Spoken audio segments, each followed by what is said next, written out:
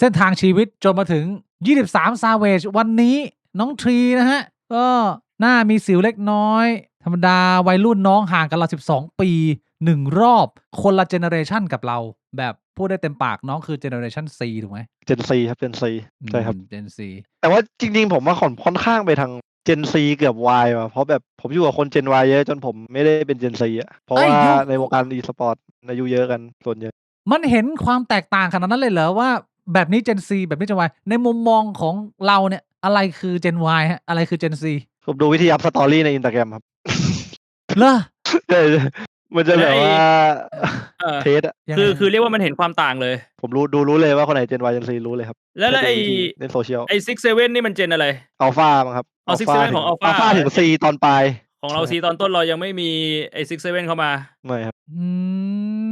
บไอ้เชี่ย6-7นี่ของอัลฟาลงไปอีกเหรอวะเรานี่ก็อยู่เยอะเหมือนกันนะเนี่ยกูงงกันนะเรื่องต่อไปที่ผมอยากจะถามน้องทรีคือเรื่องที่ผมพูดคุยกับไฟคือไฟมีแนะนำเกินว่านี่ก็เป็นหนึ่งในเพลเยอร์ที่โหดร้ายคนหนึ่งของประเทศไทยนะน้องทรีแต่ว่ามันอาจจะต้องแลกมากับการที่เราอาจจะมีนิสัยที่อาจจะไม่ค่อยดีไหมการที่เราเป็นคนที่มีอีโก้สูงขนาดนี้ใช่ครับผมก็ใช่ไหมถ้าคนที่เป็น FC จริงๆก็รู้ว่าแบบคือผมแบบขวานพาซากไม่สนนะครับแบบเมื่อก่อนสตรีมอยู่ใช่ไหมครับก็เล่นเจอคนไทยนี้ก็พูดเลยหนักว่ะจัดจังวะอะไรก็บ่นอะไรออกไปเลยพูดสิ่งที่คิดไม่ได้กองเลยก้าวร้าวกระโชกโคกห้ากพูดจาตรงผงผางประมาณนี้เหรอใช่แต่ไม่เคยมีเจตนาจะทำร้ายใครเลยนะครับแค่แบบมีอะไรอยู่ในใจแล้วแค่บ่นออกมาแต่ไม่เคยเป็นความคิดที่ว่าแบบต้องรู้สึกแย่คำพูดกูแค่ทำตามฟิลแล้วก็ไม่ได้คิดอะไรอันนี้ที่เป็นปัญหากับตอนทำงานอยู่ในวงการเล่นทีมเวิร์กอะไรอย่างนี้ด้วยไหมนิสัยนี่ไม่แย่ๆของเราเคยเป็นปัญหาให้กับชีวิตเราไหมหรือว่ามันก็แค่เล็กๆน้อยๆไม่ได้เป็นเรื่องใหญ่ก็เคยตอนแบบอยู่ฟนาติกอยู่อะไรอย่างนี้เวลาแบบมีคนมาพูดก็อีโก้มันก็เป็นทุกคนแหละครับคนที่เป็นนักแข่งมันจะมีอีโก้แบบสมมุติจบเกมมีคนมาพูดถึงเราว่าเล่นอย่างนี้ไม่ดีใช่ไหมแทบทุกคนแล้วกันมันก็จะมีว่าแบบเอ้ยเราไม่ได้คิดว่าตัวเองเล่นไม่ดีแต่ไม่ได้มีถึงขั้นว่าแบบเป็นปัญหาให้โดนเตะเพราะเรื่องนี้บางทีผมเป็นคนพูดไปเรื่อยครับผมมาแบ่งแยกสมาธิได้ว่าแบบเล่นไปด้วยพูดไปด้วยได้พอพูดไปเรื่อยเยอะแล้วมันแบบบางทีแกว่งเท้าไปหาเสี้ยนโดยที่ไม่รู้ตัวครับด้วยความที่เราพูดไปเรื่อยใช่ไหมเราก็ไม่รู้ว่าใครรู้สึกอะไรเราแค่คิดว่าเราก็เล่นแล้วเราก็พูดบางคนมันสลิงแตกอยู่พอดีหรืออะไรเงี้ยแล้วเราต้องแก้ไหมเนี่ยมันก็แก้ได้ครับก็อยู่คนเดียวอยู่คนเดียวหมายถึงว่าแบบอยู่คนเดียวว่าแบบตอนที่สตรีมหรือตอนที่รู้ว่าตัวเองพูดไปเรื่อยก็ไม่ต้องไปคุยกับคนอื่นอะไรงั้นก็นั่งเพ้อนั่งคุยกับตัวเองไปเรื่อยคนเดียวอย่างนี้เหรอใช่คุยกับแชทแทนอะไรอย่างงี้คือถ้าอยากคุยกับใครก็คุยเป็นกิจจลักษณะแล้วกันไม่คุยตอนเล่นเกมก็ไม่ได้แย่มากนี่ถ้าอย่างนั้นอ่ะจากที่คุณอธิบายมาผมก็ไม่รู้สึกว่าโอ้โหมันเป็นปัญหาหรือว่ามันเป็นเหตุการณ์หนึ่งในชีวิตที่มันจะต้องทบทวนตัวเองแล้วก็เปลี่ยนอะไรขนาดนั้นมันก็ดูเหมือนจะเป็นแค่เรื่องราวของเด็กผู้ชายไหมพี่บงหรือมันซับซ้อนกว่านั้นวะผมไม่เข้าใจผมก็ไม่รู้เหมือนกันฮะมันแล้วแต่คนปะมันน่าจะแบบเพราะแบบหลายครั้งมันพูดออกสตรีมอะไรอย่างงี้ด้วยครับมันเหมือนฟีลเหมือนคนทะเลาะกันออกสตรีมบ่อยประมาณนั้นมากกว่าที่มันไม่ใช่แค่เรื่องของคน2คนและคนดูก็เห็นคนดูก็เอาไปโพสต์ต่อในโซเชียลมีเดียใช่อย่างนั้นพี่อยู่กลุ่มไอ้47 Dota 2 Community อ่ะเวลาเลื่อนผ่านเฟซก็จะเห็นบ่อยแบบ2คนนี้กำลังทะเลาะกันอยู่เข้าไปดูได้ที่ลิงก์นี้อะไรเงี้ยก็ไปแปะก็คือไอ้คนนี้เหรอมันมีหลายคนแหละมันมาจากทุกแหล่งอ่ะมีหลายคนมาจากทุกแหล่งพอมันออกสตรีมหรือมันเป็นอะไรที่มันสาธารณะแล้วมันก็จะเป็นอารมณ์นี้ก็คือมีคนเอาไปพูดต่อแล้วบางทีมันก็แบบแจ็คพอตอัลกอริทึมมันทำงานคนมันแชร์ไปแล้วมันเป็นไวรัลอย่างเงี้ยมันก็กลายเป็นเรื่องใหญ่จากที่แบบว่าคน2คนแม่งแบบพูดกันนิดเดียวอะไรเงี้ยใช่แล้วบางคนเห็นแชทแม่งก็แบบยิ่งสมไฟยิ่งเรียกว่าอะไรนะแบบโดนแชทปั่นบางคนก็โดนแชทปั่นยิ่งร้อนอะไรเงี้ยครับไปลงกันต่ออะไรเงี้ยดอทเดนจะทะเลาะกันเยอะครั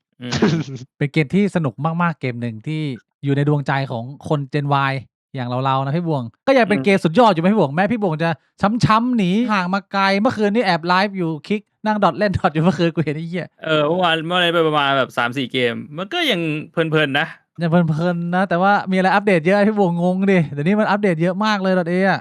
มีไอเทมใหม่อะไรเงี้ยก็ต้องไปนั่งอ่านก่อนที่จะไปคุยเรื่องส่วนตัวของน้องทรีบ้างเล็กน้อยนะเรื่องของการเป็นเบอร์ต้นๆของประเทศไทยคุณรู้ตัวไหมว่าคุณเล่นเก่งมากคุณรู้สึกแบบปกติเวลาคุณมองกระจกคุณชมตัวเองเหรอแล้วคุณรู้สึกยังไงว่าเชี่ยกูเลเวลเนี้ยความเก่งของคุณมัน define ได้ไหมว่าแบบมันต่างกับคนปกติยังไงเอาจริงๆไหมผมไม่เคยคิดอะไรอย่างนั้นไม่เคยส่องกระจกตัวเองแล้วแบบคิดว่าตัวเองดีคิดว่าตัวเองอะไรครับ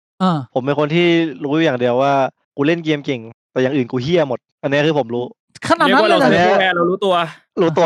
ตั้งแต่แรกคือไม่ว่าจะเรื่องเหี้ยอะไรก็ตามในชีวิตของผมขออนุญาตหยาบครับที่ผ่านมาปฏิสัมพันธ์กับคนรอบตัวแฟนเพื่อน ทุกอย่างมันแย่หมดผมก็เลยรู้ว่ากูแค่เล่นเกมเก่งแต่อย่างอื่นคือเลวร้าย ยังไงครับ ก็ไม่มีความรับผิดชอบอันนี้ตอนแรกนะครับก่อนหน้านี้ดีขึ้นแล้วขับรถก็ไม่เป็นตอนแรกนะครับทำอะไรไม่เป็นตามที่ผู้ชายปกติอายุ22-23เขาทำซักผ้าไม่เป็นนั่นแหละครับมีดีแค่อย่างเดียวคืออาจจะมีเงินมากกว่าคนอื่นแค่นั้นในวัยนี้ ก็ไม่ได้แย่มากนะเอาจริงๆก็เรียกว่าที่ผ่านมามันไปลุยมาเยอะไงคุณมีอะไรให้ทำอ่ะคุณอาจจะไม่ได้มีพาร์ทนี้เยอะมากผมว่ามันก็มาเติมทีหลังในชีวิตได้ไม่ได้แย่ขนาดนั้นนะคุณมองตัวเองแย่ขนาดนั้นเลยไม่ขนาดนั้น ก็มันก็หลายเรื่องมันมาจากสิ่งที่เจอด้วยแหละครับแบบเคยคุยกับผู้หญิงคนนึงแล้วเขาก็มาพูดทีหลังว่าแบบคบยังไงจะไปด้วยกันไม่เนี่ยขับรถยังไม่เป็นแต่งตัวก็แต่งอะไรอย่างนั้นแบบอะไรอย่างเงี้ยครับมันโดนรถตรงมาก่อน ของพี่น่าจะหนักกว่านะพี่ก็ขับรถไม่เป็นแล้วก็ใส่เสื้อตัวเดิมตลอดทียังทักเลยนี่ใช่ปะพี่บวยยังใส่เสื้อตัวเดิมอยู่ว่า10 กว่าปี คุณต้องทีโดนแล้วพี่บวงกูเหลือเชี่ยอะไรอ่ะ ก็เข้าใจเขาแหละครับผู้หญิงบางคนมันก็อาจจะ expect ว่าแบบผู้ชายต้องทั้งมีเงินทั้งทำอะไรเป็นทั้งขับรถสมัยเนี้ยนะครับเขาอาจจะเจอคนที่ดีกว่าอะไรอย่างนี้อันนี้เป็นแค่คนคุยนะไม่ใช่แฟนตอนนี้23 Savage นี่โสดไหมฮะเจียวหวาน โสดครับประมาณ2 เดือนแล้วประมาณ2 เดือนคือสดร้อนๆแล้วดิเชี่ย ร้อน แล้วน้องโอเคเนี่ยสภาพจิตใจเป็นไง ก็ดีขึ้นครับคือจริงๆมันเลิกครั้งแรกตั้งแต่6 เดือนที่แล้วครับแต่ว่าแบบว่าผูกพันก็รักๆเลิกๆรักๆเลิกๆจนเลิกจริงๆ2 เดือนก่อนทุกวันนี้เราปรับตัวแล้วเนอะก็คือเราเริ่มเวทความสัมพันธ์หรือว่าชีวิตเรามากกว่าพาร์ทเกมเราทำได้ดีขึ้นแล้ว อันนี้คือเป็นการเรียนรู้ไหมหรือยังไงหรือยังแย่เหมือนเดิมกูยังแบบว่าจัดเกมหนักๆแล้วก็กูว่าเมื่อไหร่มึงก็เอาเวลาชีวิตกูไปประมาณนี้เราเปลี่ยนแปลงได้หรือยังไงมันก็มีหลายเฟสอะครับตอนผมคบกับเขาแรกๆก็ผมก็ให้เวลาเขาเยอะเพราะตอนนั้นเหมือนการแข่งมันก็ดีอะครับแต่พอเหมือนผมเพิ่งมาเริ่มแบบแข่งแพ้รัวๆเมื่อ1-2 ปีก่อนผมก็ลดเวลามันก็มีเรื่องความที่แบบเมื่อก่อนเราให้เวลาเขาเยอะแล้วตอนนี้กลายเป็นน้อยแต่หลังจากนี้จะดีขึ้นแล้วครับถ้ามีความสัมพันธ์ครั้งใหม่หรือถ้ามีโอกาสอะไรเสียงมันดูปวดร้าวเสียงมันดูช้ำไอ้เชี่ยเป็นเหมือนแบบลูกแอปเปิลที่กิ้งตกบันไดไอ้เชี่ยช้ำนะมันก็ช้ำอยู่กว่าจะรู้ตัวมันก็ช้าเพราะอารมณ์แบบเราทำงานโฟกัสแค่งานเป็นหลักแบบตั้งแต่เกิดมานี่มีแต่เรื่องดอทคือพูดเป็นงานเพราะว่าดันได้เงินไงครับก็แบบคิดแค่เรื่องเกมอย่างเดียวตลอดกว่าจะรู้ว่าเราต้องการอะไรหรือเรารู้สึกยังไงมันก็สายไปแล้วครับเพราะแบบว่าแบบสมองเราคิดแต่เรื่องนี้เรามีไปปรึกษาใครบ้างไหมมีใครที่เป็นเหมือน father figure หรือว่าเป็นเหมือนแบบว่าพี่คนโตที่แบบเราไปปรึกษาเกี่ยวกับเรื่องสาวเงี้ยมีไหมหรือว่าเราเก็บไว้กับตัวเองเลยเราคิดว่ามันควรจะเป็นแบบไหนก็คุยกับตัวเองมีครับชื่อ MyPro ครับพี่ที่เคยเป็นนักแข่งดอทก็ถามเขาเยอะกับครอบครัวผมก็ไม่ค่อยได้คุยกับพี่ชายเรื่องพวกนี้เท่าไหร่จะเป็นคุยเรื่องเกมอะไรอย่างนี้มากกว่าแต่ผมไม่ค่อยปรึกษาเรื่องสาวกับพี่ชายเพราะแบบไม่รู้เป็นน้องคนเล็กแล้วเขินนะครับแบบไม่ค่อยพูดเรื่องส่วนตัวเท่าไหร่ไม่สนิทกับพี่พูดง่ายๆสนิทแต่ไม่พูดเรื่องผู้หญิงครับนะคุยกับพี่บวงได้นะพี่บวงก็คุยแล้วเขินคุยแล้วอายไม่ค่อยมีความรู้เท่าไหร่เริ่มมาแล้วความรู้เริ่มมาแล้วกูบอกให้มันมาเลทแต่มันมาเลทเกมอ่ะพวกคนเลทเกมอ่ะเมื่อวานนี้ยังมีคนมาเม้นอยู่เลยผมเคยทำคลิปคอมเมนต์ครูตีอะไรอย่างเงี้ยแล้วก็มีคนมาบอกว่าไอ้บวงมึงทั้งชีวิตมีแฟนมาแค่คนเดียวไปคอมเมนต์ครูตีได้ยังไงครูตีเขาแบบผ่านโลกมาแล้วมีผู้หญิงกี่คนมีคนมาปรึกษาเขาเรื่องผู้หญิงเป็นพันคนอะไรอย่างเงี้ยแล้วทำไงพี่บวงเขาตอบโต้ไงผมก็เลยบอกว่าอ๋อครูตีที่แบบว่าสอนให้ผู้ชายเป็นแมงดานะ เคยดูคลิปครูตีไหมน้องทีเคยเห็นมันขึ้นมาในเฟซอยู่ครับครูตีจะสอนนะครับว่าอะไรที่ผมก็ดูแล้วมันก็เลอะเทอะอยู่ก็เลื่อนครับไม่อยากเป็นคนอย่างนั้นแล้วกันผมอะ น้องทีประสบความสำเร็จในอายุยังไม่เยอะมากนี่ไอ้เรื่องแบบนี้นี่มันทำให้เราเสียนิสัยไหมหรือว่ามันส่งผลกระทบในเรื่องความสัมพันธ์ไหมแบบสาวๆเข้าหาไอ้เฟรมและความสำเร็จที่มันเข้ามาในชีวิตรวดเร็วและอาจจะรุนแรงเนี่ยมันกระทบตรงส่วนตัวตนและความสัมพันธ์ไหมไม่เท่าไหร่ครับผู้หญิงไม่ค่อยมีครับมันมีแต่ FC ผู้ชายครับเกมเนี้ยมีแต่ผู้ชายมาทักครับคือส่วนใหญ่ก็มีจู่นั้นที่มันจะมาดูดอะ99%เป็นผู้ชายครับมีน่ามี1 คนนึงนะครับหรือ2 คนที่แบบเป็นผู้หญิงที่มาทักยกเว้นว่าตามงานแข่งเกมอะไรนี้มันก็มีผู้หญิงพุทธอยู่แล้วถูกไหมครับแต่ถ้าเราแบบใช้ชีวิตทั่วไปเงี้ยไม่ได้เหมือน ROV หรือ Valorant ที่แบบไฟเอ็มอะไรอย่างงี้สาวจะตึมแต่ของผมมันมีแต่ผู้ชายครับแล้วเราไม่ได้ชอบผู้ชายก็น่าเสียดายนะไม่งั้นก็สนุกสนานเลยเชี่ยแบบเอนจอยผู้หญิงส่วนใหญ่ก็เข้าไปหาเขาเองครับไม่ได้แบบเป็นแฟนครับก่อนหน้านี้เราบอกว่าเมื่อก่อนเราขับรถไม่เป็นนะปัจจุบันเราขับรถเป็นแล้วใช่ไหมไปเรียนมาหรือว่าแล้วเรามีซื้อรถไหมซื้อให้แม่ครับแค่ซื้อให้แม่แต่ว่ารถล่าสุดที่ขับก็ขับรถแฟนเก่าไปส่งเขาแทนแบบขับรถของเขาไม่ซื้อเองเพราะว่า CK บอกว่าจะซื้อรถครับก็เลยทำตามCK บอกว่าอย่าซื้อรถก็เลยทำตามเป็นมุกครับแต่ผม ใช้ไม่คุ้มอยู่แล้วครับ เราอยู่บ้าน ทำงออนไลน์เราอยู่บ้าน ไม่เอาไว้โชว์สาวหน่อยเหรอ มีเพื่อนบอกอยู่ครับเอาเอฟเฟกต์หญิงดีผมก็บอกไร้สาระกูนั่งวินมอไซค์เอาเลย ดีเชียร์ไมเซ็ตของ23 Savage ไอ้สัตว์นักวินมอเตอร์ไซค์ก็ได้ปีนะบอกเลย ผมนั่งวินมอไซค์ครับผมถึงเร็วอ่ะ เราเน้นทำเวลาเชี่ยของอวดมันไม่ได้ของต่างหน้านะ เอาจริงๆผมแบบพอโตมาครับเริ่มคิดว่าแบบไม่จำเป็นต้องอวดอะไรครับเรารู้อยู่แล้วว่าเรามีอะไรไม่จำเป็นต้องทำให้ตัวเองดูดีปกติเราจีบไหมหรือผู้หญิงมาจีบเราความสัมพันธ์ที่ผ่านมานี่ผ่านมาเยอะไหมเนี่ยเขาจะถามหนุ่มรอเตี้ยว ประมาณ ตีจีบอจูวานเนี่ย 5 คนครับแต่จีบเขาทุกคน จีบเขาทุกคน ผมชอบจีบคนอื่นเพราะว่าแบบชอบคนยาก เราต้องเป็นคนเลือก ใช่ต้องเป็นคนเลือกครับ แล้ว ผม พอ เห็นอะไรนิดหน่อยก็สามารถทำให้ไม่ชอบคนได้แหละครับแบบมีเพทพีฟเยอะ แล้วจีบยากไหมพอของเราไปให้เขาดมเนี่ยกลิ่นของเราเนี่ยเขาเจอลีลาเสน่ห์ของความสำเร็จของเราขนาดนี้ หนุ่มตีสูงด้วย แล้วก็มีสิวเล็กน้อยเรียกว่ายังแตกเนื้อนมอ่ะโอ้โหน้ำเชื่อมอ่ะหัวคาราเมลอ่ะยังไงฮะจีบยากไหมการเป็นเราเนี่ย อันนี้แบบไม่ได้มีเจตนาจะแบบผู้หญิงดูเป็นนั่นนะแต่แบบวินเลทผมประมาณน่า90%วินเลท เช็คแม่งเอ้ยก็เรียกว่าโดนเกับทุกดอกอะพี่บวงถ้าเป็นธนูเหมียวอะ ใช่ ธนู วินเลท90%เพราะผมชอบคนยากแล้วก็เลยเรียกคิดจะจีบคนที่มีความชอบผมด้วย มันไม่ได้ว่าแบบว่า เฮ้ย เดินไปนู่นแล้วจิ้มเลยนะ แต่หมายถึงแบบผมก็อาศัยความเป็นไปได้ด้วย เราดูด้วยว่าเขาแบบว่ามีเล่นๆกับเราไหม ใช่ใช่ อ๋อ ถ้าเขาไม่เล่นก็ เนี่ยเขาเรียกว่าตกปลาแบบเลือกเหยื่อ ไม่ใช่ว่าพายเรือไปตรงนี้มันก็จะเหวี่ยงมั่วๆโซไม่ได้มึงต้องเลือกเหยื่อนิดนึงแล้วโอกาส success rate มันก็จะสูงขึ้นถูกต้องไหมฮะ ใช่ครับใช่ คือปกติแล้วคนติดเกมเนี่ยเขาจะมีปัญหาเรื่องของการเข้าหาผู้หญิงนะแต่ว่า23 Savage นี่ไม่ธรรมดานะไอ้ชี้พี่บวงน้องมันมีหลายสกิลอ่ะมันไปเอาความ เอาเป็นคนมีพรสวรรค์น่ะ ผมเป็นคนที่แบบเรียนรู้เร็วครับตอนแรกๆก็งงปลาๆเลยพี่ตอนมีแฟนคนแรกจีบใครก็ไม่ติดแต่พอเหมือนรู้แล้วพอมีแฟนเราก็เข้าใจแล้วผู้หญิงชอบอะไรผู้หญิงชอบไปทำอะไร แต่ก็ไม่ได้ทำด้วยความแบบว่าโอเคเราทำเพื่อหวังให้เขารักเรานะมันเหมือนแบบเราเรียนรู้ไปเองแล้วครับสัญชาตญาณนักล่าที่มันซึมซับไปเองอะพี่ เย้ยแถวนี้ไม่มีแต่นักล่าว่ะน่ากลัวว่ะแถวเนี้ยไม่เอ้ยไม่เคยปลอดภัยอ่ะพี่บวงผมอยู่ท่ามกลางนักล่าผมเป็นแบบ โอ้โหพี่บิ๊กก็ตัวดีเลยไอ้สัตว์ เฮ้ยโนพี่เอ้ยแถวนี้มันมีแต่แครี่นะ โอ้ยอย่าให้ผมพูดนะพี่บิ๊ก ทำไมพี่บวงจะพูดเรื่องอะไรพูดไหม โอ้ยตอนอยู่หอนี่แบบว่าหอมหวานเลยพี่บิ๊กอะ หอชายล้วนอยู่กับพี่บวงผู้หญิงห้ามขึ้น โอ้โห ใช่ ตอน ปะ ออ ล่ะ กมาอยู่หอนอกอะ เขาต้องนั่งเล่นเกมอยู่กับพี่บวงสบาย เล่นเกมเล่นเกมตอนนั้นไปนั่งกินข้าวกันกับไฟท์ทีเล่าให้ผมฟังว่า มือผมเนี่ยไวมากคือแบบถ้ามีอะไรที่ใช้นิ้วนะผมเนี่ยคล่องที่สุดใน6 ปฏิพี ใช่ใช่ อันนั้นคือความ แบบ การที่คุณเป็นโปรเพลเยอร์คือมันต้องมีนิ้วไวเลยหรือยังไงนะ คือเหมือนแบบพอเราจับเมาส์ทุกวันนะครับไม่รู้มันเรียกว่าอะไรแบบนิ้วมันจะแบบเร็วอะครับมันแบบไม่เหนื่อยอะกล้ามเนื้อมันแข็งแรงตรงข้อหรือทั้งอย่างครับถ้าทำคือนิ้วแข็งแรงอะครับทำอะไรเกี่ยวกับนิ้วไม่มีวันเหนื่อย พี่บวงวัดได้ไหม มัน มัน ก็ ก็มีอะครับแต่แบบถึงกว่าคนปกติอะ มันก็น่า ก็ จะ ใช้ เล็ก นิ้วแบบว่านั่งเล่นคอมทั้งวันตั้งแต่เด็กๆอะมันทำได้อยู่แล้วล่ะ ชีวิตก็มีความใกล้เคียงละไม้คล้ายคลึงกันค่อนข้างเยอะนะฮะเด็กที่วันๆนั่งอยู่หน้าคอมแล้วก็มีทิชชู่อยู่กล่องหนึ่งนะฮะหรือของพี่บวงก็เป็นม้วนตั้งอยู่ข้างหน้า ผมว่าข้างหน้าของน้องทรีก็น่าจะมีทิชชู่กล่องหนึ่งมีไหม ใช่ ทุกคน ไม่ มี ทิชชู่มันก็เอาไว้เช็ดนู่นเช็ดนี่แบบว่าเราเอาข้าวมากินหน้าคอมไง อ๋อ บางทีมันแบบมันหกเลอะเทอะมันก็ต้องเช็ดหรือเปล่า คำถามเรื่องของเจเนอเรชันฮะโอกาสที่จะคุยกับคนต่างเจนมีไม่มาก มันชอบมีตีกันนะระหว่าง Gen Y กับ Gen Z ผมเนี่ยเป็นตัวแทน Gen Y แล้วว่าน้องทรีในวันนี้เป็นตัวแทน Gen Z แต่ว่าต้องย้ายไปหนึ่งครั้งว่าไม่ได้ตอบแทนหรอกไม่ได้ตอบแทนคนทั้งเจเนอเรชันมันก็เป็นแค่เราคนเดียวมีปัญหาเรื่องเนี้ยเราคุยได้ไหมคนหลายคนมีดราม่าคนหลาย Gen Y X แม่งรวมกัน Gen Z แม่งปัญหาแม่งเยอะว่ะเราในฐานะของคนที่อยู่แบบกลางๆ Gen Z อ่ะเรามีฟีดแบ็กเรื่องนี้ไหมว่าเฮ้ยเชี่ยจากที่ผมสัมผัสนะคนรุ่นผมแม่งหนักจริงว่ะหรือว่าเฮ้ยมันก็มีหมดแหละพี่ทุกเจนเรื่องปกติอันนี้ดีขึ้นเยอะแล้ว ตรงเนี้ยเรามองไง ก็เห็นด้วยครับก็เจนผมแม่งหนักจริง แบบว่า ฮะ ทำงานนิดหน่อยก็บ่นกันแล้วความอดทนน้อยกว่าคนเจน Y ที่ผมเห็นครับ คือเรียกว่าพูดตามที่เห็น พูดตามที่เห็นใช่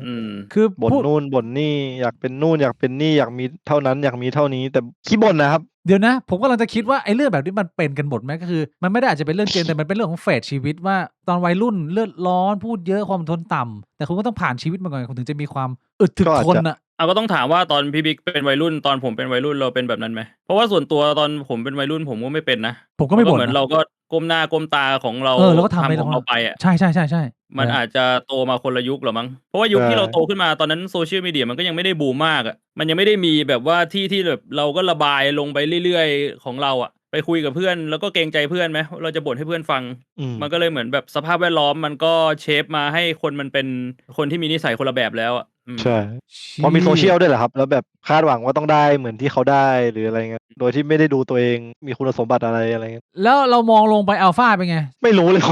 ไม่รู้นะ มันเล่นโรบอกมันเล่นไฟเอ็มกันมั้ง เราไม่รู้ทรงนะว่าเติบโตมาจะเบ่งบานออกมาเป็นยังไง ต้องรอแบบว่ารอผลผลิตแปลกมากมันเป็นรุ่นแรกที่มันได้เล่นเกมอะไรแบบนี้นะน้องทีโตมากับการ์ตูนเกมอะไรฮะตอนเด็ก การ์ตูนเหรอครับแบบนารูโตะ ฮะ วันพีซ เฮ้ยเดียว อะไรเงี้ยครับ คุณห่างกับผม12 ปีนะอันนี้มันการ์ตูนผม ใช่ อันนี้คือการ์ตูนที่ผมต้องตอบผมโตมากับนารูโตะวันพีซอะ ผมไม่ได้ดูอนิเมะแบบดูแค่ไม่กี่เรื่องครับคุณโลโกะบูล็อกก็ไม่ดูแค่ไอจิวจิสุไคเซนดูแค่ไม่กี่เรื่องครับอนิเมะดูน้อย วันพีกับนารูโตะมันเริ่มรุ่นเราก็จริงแต่ว่ามันยังไม่จบสักทีไงรุ่นน้องๆเรามันโตมามันก็เห็นว่าแบบการ์ตูนเรื่องนี้แม่งยังไม่จบเข้าไปดูเข้าไปอ่านมันก็ดูเหมือนกัน ใช่ มันก็มีการ์ตูนเยอะนะยุคหลังๆอะ มันฉายอะครับในทีวีครับดราก้อนบอลก็มีช่อง9นารูโตะก็มีเหมือนกัน แต่วันพีซอะเพิ่งมาดูตอนโตเมื่อ3 ปีก่อน อ๋อเพิ่งมาดูตอนโตเมื่อ3 ปีก่อน เพราะวันพีมันนานมากแล้วมันก็ดังมันก็เป็นกระแสมาตลอดนะ ผมเติบโตมากับโดเรมอนโคนันการ์ตูนเน็ตเวิร์กอ่ะคุณรู้จักการ์ตูนเน็ตเวิร์กไหม เว้ยผมก็ดูผมดูแบบแอดเวนเจอร์ไทม์อะ ฮะ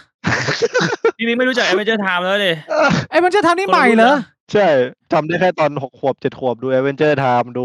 ทอมแอนด์เจอรี่ตอน6 โมงเช้าอะครับก่อนไปโรงเรียนอะ ของผมมันเป็น แล้วก็ นี่พี่บวงไอ้จอห์นนี่บราโวอ่ะกับ Powerpuff Girl อ๋อผมก็ดูครับที่มันใส่สารเคมีไอตอนอินโทรจำได้เลย ผมท่องอินโทรแม่งได้เลยเป็นเรื่องของศาสตราจารย์ X อะไรไม่รู้ผสมสารเคมีแล้วอะไรอย่าง จำได้ก็ดูหมดเลย จริงๆเจนพี่ผมก็ดูหมดนะ พี่บวงดูไหมพวกเจ้าหมาโง่ ไอคอเลด แกทำให้ฉันดู เคยเล่นเนี่ย แย่ หนังโปรดเลยหนังโปรดผมเลยครับน่ารัก เฮ้ย ใช่ ไอ้ที่นี่มันเป็นคนอายุ12 ปีห่างที่มันมาดูเหมือนเราได้ยังไงวะพี่บวงแฟง ไอ้เชี่ย อย่างที่บอกแหละมันเหมือนว่ามันก็ดูในทีวีอ่ะทีวีมันก็ฉายวนฉายซ้ำไปเรื่อยๆอ่ะมันไม่ได้ห่างกันขนาดนั้นนะผมว่า12 ปีสำหรับสื่อที่เราเสพอะนะ 12 ปีเดี๋ยวนะ ตอนที่ผมดูการ์ตูนตอนนั้น ผมดูทีวีผมเลือกไม่ได้ แต่ว่าตอนนั้นน้องยังเป็นวุ้นอยู่ไง ตอนนี้พี่แบบว่านั่งอยู่หน้าทีวีอ่ะ น้องยังแบบว่ายังอยู่ในกระโปรงพ่ออยู่อ่ะ อยากให้น้องทีพูดถึงคนที่ดูอยู่ที่แบบว่าเขาอาจจะเด็กกว่าเราเขาอาจจะมีความฝันอยากแบบเดินทาง โอ้ สายเดียวกับเราเห็นเราประสบความสำเร็จอะไรเงี้ยพูดในมุมของเราได้ไหมว่าแบบลองมาแล้วเราได้รับประสบการณ์มาแล้ว อยากให้แชร์เรื่องนี้ให้น้องๆรุ่นหลังหน่อย ได้ครับก็ไม่ว่าจะแบบเรามีเป้าหมายหรือมีความฝันอะไรก็ตาม ลองดูความเป็นจริงว่าเป็นไปได้ไหมตอนที่ผมตัดสินใจอย่างนั้นผมก็คิดว่าตัวเองอันดับ20แล้วครับตอนที่ออกจากโรงเรียน มันก็เราน่าจะทำได้แหละถ้าเรามีเวลาผมต้องการเวลา เราต้องดูความเป็นจริง ไม่ใช่ว่าแบบผมดูเมสซี่แล้วอยากจะเป็นเมสซี่เลยแล้วก็ออกไปเตะบอลอย่างนั้นเลย อืม ก็ได้แค่ใส่เสื้อเมสซี่ก็เป็นแบบคนปกติ ก็ต้องดูความเป็นจริง ดูสถานการณ์ที่บ้านด้วยที่บ้านผมก็อาจจะไม่ได้ลำบากมากในเวลานั้น ก็เลยแบบมีอิสรภาพในการความคิดด้วยบวกกับที่เป็นน้องคนเล็กครับ ถ้าเป็นพี่คนโตอาจจะทำไม่ได้หรือเปล่าใช่หลายๆอย่างมันก็เป็นใจก่อนจะทำอะไรจะคิดอะไรก็ตัดสินใจให้ดีพยายามคิดให้ถี่ถ้วนครับว่าแบบมันก็มีนักแข่งหลายคนไม่ได้ว่าครับที่แบบอาจจะไม่ประสบความสำเร็จก็มาแบงค์ตอนอายุ29-30ว่าจะทำอะไรดี บางคนก็ไม่รู้จะทำอะไร บางคนก็โชคดีหน่อยอาจจะมีที่บ้านมีตังค์ก็ไปทำกับที่บ้านมันยากตอนเราเลิกด้วยครับสมมุติเราทำงานปกติเราก็อาจจะมันก็ต่อได้เรื่อยๆ30-40ใช่ไหมครับทำงานออฟฟิศหรือทำงานบริษัทอะไรแขนงต่างๆ ที่ต้องเรียนที่ต้องผ่านแบบใบปริญญามันก็ไปต่อยอดได้เรื่อยๆถ้า AI ไม่ยึดการเป็นนักกีฬาอะไรเงี้ยมันก็มีความเสี่ยงตรงที่เราทำอะไรต่อไม่ได้เลย ถ้าไม่เกี่ยวกับวงการเกม อันนี้เรียกว่าเป็นมุมของคนที่ผ่านเรื่องราวต่างๆมาแล้วนะ น้อง เห็ ที นมาทั้งประสบความสำเร็จทั้งแย่เห็นมาแบบ เคยเห็นตัวอย่างของคนที่เข้ามาในวงการขึ้นมาได้สูงแล้วแบบชีวิตพลิกผันหน้ามือไปหลังมือเปลี่ยนไปอีกทางหนึ่งหายสับสูญชีวิตพังอะไรงี้มีตัวอย่างเคสอะไรแบบนี้หรือไม่มี ก็ไม่ได้มีถึงขั้นว่าแบบเก่งระดับสูงน้อยครับที่แบบสูงสุดแล้วจะลงไปแย่มากๆ ไม่มี ในวงการเกมของผมดอทไม่มี แต่ก็อาจจะมีแบบสูงแล้วเหมือนจะเป็นคนที่เก่งที่สุดแต่ก็ไม่ใช่ เหมือนจะไปได้แต่ก็ไม่ได้อะไรอย่างงี้ โอเค มีอะไรอยากจะส่งสารถึงรัฐบาลไทยหรือว่าจริงๆแล้วควรจะมีความช่วยเหลือหรือผลักดันให้กับวงการนี้ไหมครับ หรือว่าช่างแม่งก็กูหมดรุ่นกูแล้วมันไม่มีอะไรแล้วต้องฝากหรือว่าเราอยากจะส่งเสียงอะไรยังไงในฐานะที่เรากำลังจะปลดประจำการเหรอผมพูดอย่างนี้ได้ไหมเนี่ยมันเร็วไหมเนี่ย บทประจำการก็ การเป็นแบบว่าโปรเพลเยอร์ไง สมมติถ้าไปแข่งในนามทีมชาติผมแบบขอเบี้ยเลี้ยงได้ไหมครับเคยไม่ได้เบี้ยเลี้ยงให้นะ ไม่ได้ตังค์ไปแข่งฟรีเหรอไปแข่งในนามทีมชาติอ่ะ มันได้น้อยครับมันได้ไม่เท่าที่เขียนนะครับแค่นั้นแหละครับ อ๋อคือ แค่นี้เหรอ จริงๆมันมีเขียนไว้เป็นลายลักษณ์อักษรเลยว่าเขาจะให้เบี้ยเลี้ยงเท่านี้ แต่ว่ามันไม่ถึง ใช่ครับ ช่วยแบบ จำ ว่า ไม่ได้แล้วอะแต่ว่า ทำตสัญญ ไม่มีทางที่จะได้น้อยเท่านั้นนะครับ โดนภาษีไงเขาหักภาษีหรือเปล่าหักหน้าที่จ่าย ไม่รู้ไงว่า น่าจะเอา ก็ถ้าเป็นไปได้ก็อย่าสอยเงินแล้วกัน ว้า นักกีฬาบางคนไม่ได้มีตังค์หาครับก็เซ็งอยู่ตอนนั้นตอนอายุ17-18ตอนแข่งซีเกมตอนนั้นน่าจะเขียนว่าแบบได้เดือนละ 8,000 ถึงทำไมครบ10 เดือนแล้วเป็นแค่ 8,000 วะอะไรผมก็คิด แต่ตอนนั้นก็เด็กก็แบบไม่ได้โวยวายอะไร เป็นเฮียอะไรที่เศร้ามากเลยกับการที่กูได้มีโอกาสคุยกับมือหนึ่ง .a carry เมืองไทยฮะแล้วให้น้องเขาฝากถึงวงการเกม น้องฝากว่ารัฐบาลช่วยจ่ายเงินค่าแรงกูด้วยไอ้เหี้ยโคตรเศร้าเลยสัตว์สิ่งที่ฝากถึงสุดท้าย What the fuck ไอ้เชี่ยบิดเงินเด็กอายุ 17 ตลกตอนที่ผมไปดูแข่ง TI8 อะครับมันจะมีพี่คนหนึ่งเป็นพี่ที่ดูแลนักกีฬาเด็กที่ได้ไปใช่ไหม อืม จริงๆเขาบอกว่าทาง Honda น่าจะให้เงิน7 วันน่ะคนละประมาณ 30,000 ค่ากินทุกอย่างแล้วพี่เขาบอกเฮ้ยเดี๋ยวพี่จัดการให้เองแล้วเอาเงินทุกคนไปเลย แล้วกูแดกแค่แบบอะไรแมคโดนัลด์ KFC อ่ะเราก็เอาไปเลย 30,000 นั่นน่ะคูณ5ครับ What ก็เป็นเรื่องที่แต่ตอนนั้นเราเด็กอะครับผม17แต่ผมก็แบบเอาไปไม่ได้คิดว่าคนจะโกงอะไรอย่างนั้นนะครับแค่แบบเงิน ไล่5 คนนี้ก็คือโดนโกงผมก็แบบมองหน้ากันตาไปปีแบบอ้าวไอ้เชี่ยเราเพิ่งจะโดน ใช่ เซิร์ฟเกิร์ฟไปแล้วแบบไม่มีใครเตือนไม่มีใครเรียกเชี่ยแล้วก็โดนกันแบบยืนยิ้มแห่ๆ แต่ กัน เขาก็ซื้อข้าวให้กินไงครับแมคโดนัลด์ คนละ 35,000 คนแล้วก็ซื้อแมคโดนัลด์เลี้ยง คือมันไม่มีทางที่ 30,000 นั้นจะหมดแน่ๆเพราะว่า ไม่ได้กินแบบไปไดนิ่งหรือกินอะไรดีๆเลยครับฟาสต์ฟู้ดอเมริกาแคนาดาทั่วไป มีไหมมีโดนโกงเงินอีกไหมในวงการนี้มันมีเรื่องนี้ที่จะต้องตีแผ่หรือนำมาเล่าสู่กันฟังไหมฮะการโกงเงินการเบี้ยวเงินกับค่ายหรืออะไรเงี้ย อ๋อล่าสุดที่ไปกับทารอนนะครับบริษัทเขาเหมือนล้มละลาย ก็เลยไปแข่งได้ที่3รายการหนึ่งมา ผมก็บินไปตุรกีตอนนั้นเหมือนวีซ่าไปเชนเก้นไม่ผ่านเพราะแบบเวลาทำน้อยเกินไป ผมก็ไปอยู่ตุรกีคนเดียวเดือนหนึ่งเลยนะ ออกค่าอาหารเองค่าตั๋วเขาออกให้ แล้วก็ได้เงินรางวัลประมาณ 2-3 แสนมา โอ้โห แล้วสรุปทีมมันเบี้ยวครับ ผมก็ไม่ได้ทั้งเงินรางวัลแล้วก็ต้องออกค่ากินค่าอยู่เอง อืม ต้องฟ้องไหมเนี่ย ไม่ครับล้มละลายไปแล้วทำอะไรไม่ได้ครับ เจ๊งไปแล้วไอ้เชี่ย เงินก็หายไปเลย ไม่มีตังค์ ใช่ จ่าย แต่เราก็ได้ไปเที่ยว ใช่ เราก็คิดอย่างนี้สบายๆ พูดชื่อได้ครับเพราะล้มละลายไปแล้ว แต่ก็มีคนที่ซวยกว่าครับก็มีแบบไอ้ทารอนคนอื่นๆ มันก็โดนบิดมาทั้งปีอะไรนี้ก็บางคนก็เป็นล้านเพศต่างชาตินะครับดีแล้วครับที่โดนแค่3 แสน อายุยังน้อยได้ไปมากี่ประเทศแล้วครับเนี่ยถ้าเกิดว่าไปในนามของแข่งงานเนี่ยไล่ได้ไหมโอกาสของน้องทรี เอาแค่แข่งใช่ไหมครับ ไม่ได้เที่ยวที่บ้านเกาหลีเยอรมันเปรูอเมริกาแคนาดายูเครนเซอร์เบียไปแล้วป่ะ เซอร์เบียไปแล้ว อังกฤษ อืม จะมีอะไรแปลกๆมันต้องดูในลิสต์โปรตุเกส โอ้โหเชี่ยแข่งดอทเอมีเยอะอย่างนี้เลย โรเมเนีย วะ โรเมเนีย โอ้โห ดูในมื ไป อ มา ถื เย อ อะ ครับ มากเลยเนี่ย โคตรเยอะพี่แบบ ที่ริยาดนี่นับไปยัง ตาเลีย15ครับตุรกี16 เรียกว่าโอ้โห ดู ไป ไบ มา ดูไบ เยอะมากนะ 17เดนมาร์ก18 อาเซอร์ไบจา ฮ่ น องกงไม่อาเซอร์ไบจานไม่เคยเชียว เอาไอ้เชี่ยนี่เขียนมาจากไหนเนี่ย เบอร์ลิน ประมาณ ลีน่ เกือบ20อ่ะถ้าเกิดว่าให้แบบสรุปคร่าวๆเกือบ20 ประเทศ ใช่ครับ น้องทีได้มีโอกาสไป แต่ โอ้โหเชี่ยเอ้ยทุกครั้งนี่พ่อแม่ไปด้วยไหมหรือเราไปกระเจียวโผล่คนเดียวเลย ไปคนเดียวครับ แต่ว่าถ้าอยู่ข้างๆ พี่ชายก็บินมาแม่ก็บินมา พี่ชายบินมาถ้าไปแข่งมาเลเซียแถวๆบ้านอะไรอย่างงี้แถวๆใกล้ ส่วนใหญ่เวลาไปต่างประเทศนี่มีโอกาสได้เดินใช้ชีวิตดูบ้านเมืองเขาไหมหรือว่าก็นั่งหมกเก็บตัวอยู่ในหน้าคอมอยู่ในโรงแรมอย่างเดียวรอแข่ง ๆเพิ่งมามีเมื่อปี2 ปีที่แล้วนะครับที่เพิ่งออกมา ปกติคือหมกอย่างเดียว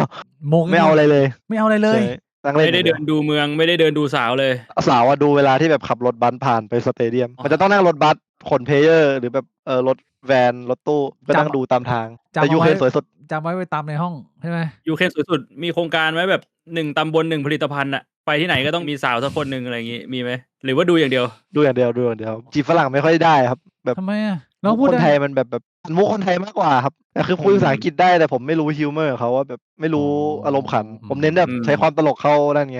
คือทริคเรามันใช้ได้แค่ในเมืองไทยอะครับ เฮ้ยใช้ข้างนอกก็ใช้ได้เราลองแล้วหรือยังคนไทยไม่ธรรมดานะคาลมเราอะดูก็ทางธรรมดาด้วย เดี๋ยวต้องลองอีกทีแล้วกันถ้ามีโอกาสครับ ตอนนี้นี่ เปิดใจไหมกำลังหาแฟนอยู่หรือว่าช่วงนี้ออกกำลังกายฟิตหุ่นอยู่กับตัวเองนะ อยู่กับตัวเองครับออกกำลังกายฟิตหุ่นแล้วก็ เฮ้ย สตรีมอยู่กับ FC ไป ชีวิตมันชีวิตเหมือนพี่บวงเลยทุกวันอะไรมัน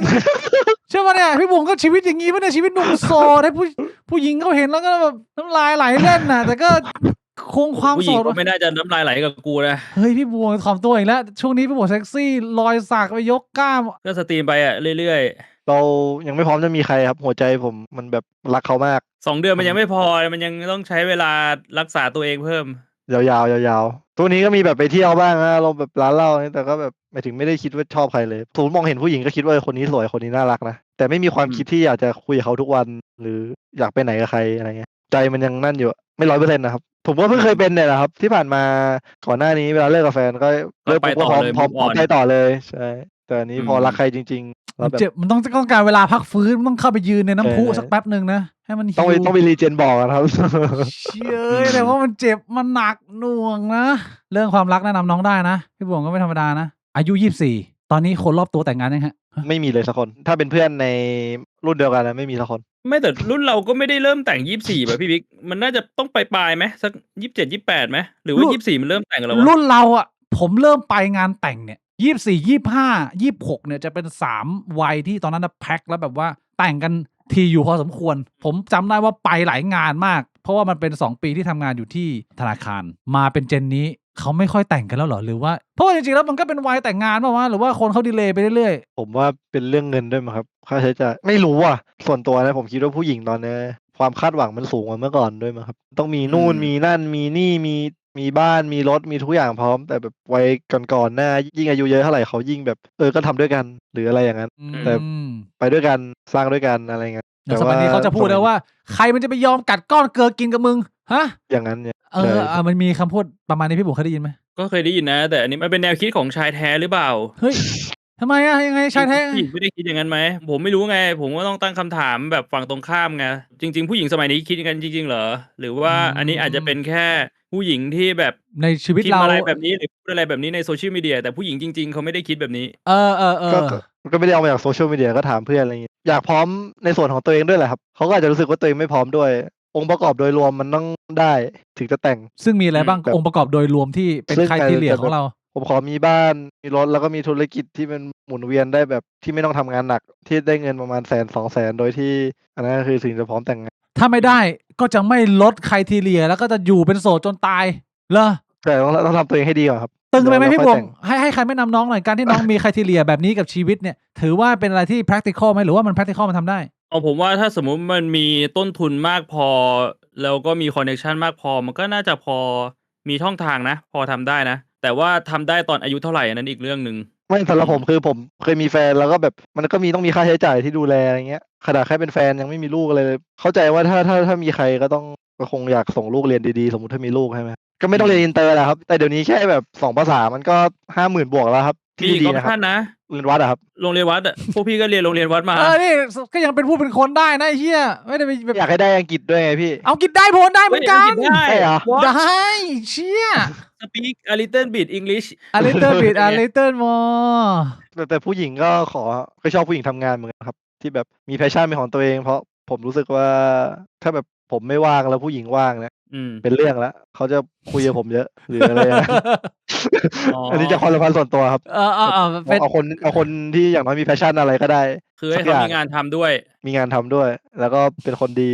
แล้วก็ต้องหน้าตาแบบที่ผมชอบแค่นั้น เป็นยังไงเราชอบแบบไหน แบบหมวยอินเตอร์ครับ หมวยอินเตอร์คือยังไง หมวยดูแพง หมวยแต่ว่าแบบไม่ใช่หมวยจีนนะหมวยแบบดูแบบ มีตัวอย่าง ค ไหม ล้ายๆ ค กั รั บบ ดาราแบบ เอาตัวอย่างชื่อมันก็ได้จะได้นึกภาพออกเลยทรงประมาณไหน ยาย่าหลิงคองอย่างนั้นนะที่แบบนอกๆหน่อยสวยแบบแต่มีความเป็นไทยนะพี่ ขอให้นิสัยทุกอย่างเหมือนคนไทยเพราะผมรู้สึกคนไทยนิสัยดีสุดแล้วที่เป็นผู้หญิงที่เคยคุยมาหลายๆชาติชอบผู้หญิงไทยสุดแล้วครับมีความเกรงใจมีความไม่ใช่เวสเอเชียนนะไม่ใช่เมืองนอกแบบนั้นนะแต่แบบลูกไทยลูกครึ่งจีน อันนี้ก็เป็นลูกคนจีนไหมคุณก็เป็นเชื้อสายจีนไหม ปู่กับยายเป็นคนจีนครับน่า ปู่ 20% 25% ปู่กับย่าและปู่กับยาย ย่าเป็นคนไทยตาก็เป็นคนไทย อ๋อแสดงว่าคุณมีแค่50% ประมาณ50ใช่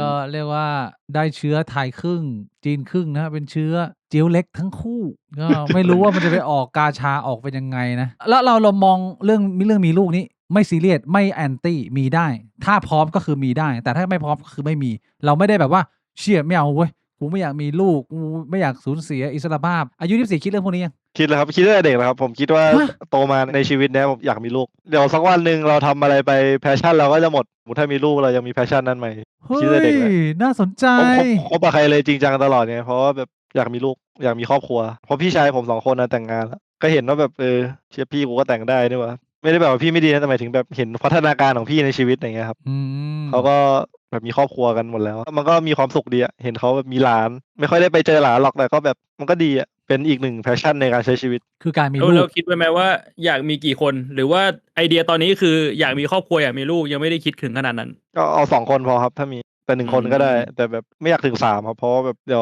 วจะเป็นเหมือนผมตรงที่แบบอาจจะแบบพ่อแม่อาจจะดูแลไม่ทั่วถึงตอนนึกออกไหมครับพอมี3 คนแรกคน2พ่อแม่ก็อาจจะแบบมีเวลาเยอะพอ3 เออ เยอะไป ใช่ 2 คนกำลัง แต่แบบ พอดูได้มันไม่เหมือนสมัยก่อนแล้วที่มันจะมีแบบว่า 5-7 กันอะไรอย่างเงี้ยสมัยรุ่นพ่อแม่ผมอะเขามีกันแบบ7-8อะมันก็เยอะเกินอะสมัยนี้แพงด้วยแต่ละคนค่าใช้จ่ายนะ ใช่ เชี่ยน่าสนใจว่ะจริงๆแล้วเราก็ แต่ เรียกว่าเกือบพร้อมแล้วนะอายุขนาดนี้มีขนาดเนี้ยเรียกว่าพร้อมเลยแหละพี่บวงเอาจริงน้องพร้อมแล้วถ้าเกิดจะมีอะ ใช่ในมุมของด้านการเงินเนี่ยมันก็ อาชีพ ไว การงาน กว่าคนอื่นในวัยเดียวกันนะ ถ้าบริหารดีๆ มันก็ไปได้ยาวๆอ่ะ คำถาม แต่ คือ ก็ไม่มี mindset เมีย พร้อ ไง มหรื พี่ อยัง ถ้าเป็นร่างเนี้ยน่าจะพร้อมแล้วครับแต่ก่อนหน้าเนี้ยไม่น่า เฮ้ยเดี๋ยว คิด ร่างนี้ ว่า ต่างกับร่างก่อนหน้า เพ ยั ราะ งไง เหมือนพอเราเสียใจหรือเราจบความสัมพันธ์หรืออะไรงี้เราก็เรียนรู้อย่างผมเนี่ยผมจะเรียนรู้อะไรจากความเจ็บปวดมากที่สุดเราควรจะไปในแนวทางไหนตัวตนเราสิ่งที่เราดีสิ่งที่เราแย่อันไหนที่เราทำกับเขาพอแบบมีความเจ็บปวดมากๆผมจะฝังใจแล้วว่าเราไม่ควรทำอะไรในความสัมพันธ์ มันก็จะปรับตัวใช่ไหม ปรับตัวให้เป็นคนที่ดีขึ้นในความสัมพันธ์ต่อไป ชีพี่บวงปรับตัวเปะล่าน้องเขาปรับตัวนะ ก็พยายามปรับตัวนะ ปรับตัวแล้วทุกคนต้องพยายามปรับตัวหมด เพื่อที่จะอยู่ในความสัมพันธ์ได้ แต่บางครั้ง ใช่ ปรับมาก ครับ มันฝืนมากมันก็จะเป็นความรู้สึกเหมือนที่พี่บวงบอกอะเชี่ยกูหรือว่ากูเกิดมาเพื่ออยู่คนเดียววะพี่บวงคิดเรื่องนี้ยังไงเนี่ยมันก็ มั ยั น ง ก็ความคิดตรงนี้มันก็เปลี่ยนไปเปลี่ยนมาเรื่อยๆนะ สลับไป บางช่วง สลับ มันก็ มา คิดว่าแบบเชื่อเราไม่น่าจะเป็นคนที่เข้ากับคนอื่นได้ เพราะว่าเราแบบเรียกว่าเราค่อนข้างเห็นแก่ตัวอะไรอย่างเงี้ย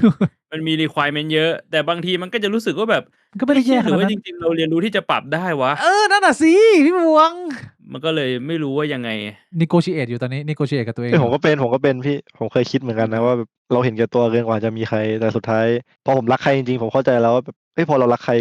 ที่ตัวตนเขาจริงๆเขาอาจจะบอกว่าเราเห็นแก่ตัวนะแต่แบบเราก็ดีขึ้นอะคือกับคนอื่นเนี่ยกูเห็นแก่ตัวกว่านี้แน่ๆแต่แบบกับเขานี่คือเรากลายเป็นแบบดีที่สุดเท่าที่เราทำได้แล้ว อืม เชี่ยเธอทำให้ฉันเป็น the best version ของฉันเองเหรอ ใช่ครับถ้าเรารักใครจริง เชี่ ๆ ย ที่ผ่านมามีแฟนมา4 คนก่อนหน้านั้นก็แบบไม่ได้ว่าแบบผมไม่รักเขานะครับแต่มันก็แบบไม่ใช่ความรักที่แท้จริงที่รู้สึกในครั้งเนี้ยที่แบบเขาจะเป็นยังไงเราก็รักอย่างนั้นครับอันนั้นคือแบบเขาทำไม่ดีเอางั้นกูเลิกเลยอะไรอย่างนั้นครับตอนก่อนๆตอนเด็กๆนะครับ อ่า ทำไม่ถูกใจอย่างนั้นเลิกเป็นแค่อย่างนั้นนะครับแต่อันนี้คือแบบให้อภัยพยายามเข้าใจทุกอย่าง อืม เฮ้ยแต่ว่าอันนี้มันอาจจะต้องระวังนิดนึงไหมเรารู้สึกว่าเรารักเขาแต่มันกลายเป็นว่าเขาทำอะไรแย่บางเรื่องเราให้อภัยได้ แต่ถ้าบางเรื่องที่มันแบบเกินไปเราก็ยังให้อภัยมันจะกลายเป็นหลงหรือเปล่า สิ่งที่เขาทำแย่มันไม่ใช่อะไรที่แบบแย่แบบมือที่3หรืออะไร อืม แย่ในที่นี้คืออาจจะเป็น ขัดใจกันนิดหน่อย โก อะไร ร แบ ธ บนี้ อะไรอย่างนั้น อืม เลือกที่จะทำความเข้าใจมากกว่าว่า แต่ถ้าเป็นเคสดำแบบนอกใจอะไรอย่างนั้นก็ไม่อยู่แล้วครับ เราเป็นคนควบคุม แต่ อารมณ์ตัวเองได้ไหมเวลาโกรธอะว่าเป็นนักแข่งที่มันต้องใช้แบบอะดรีนาลีนพุ่งแบบพุ่งพล่านอะ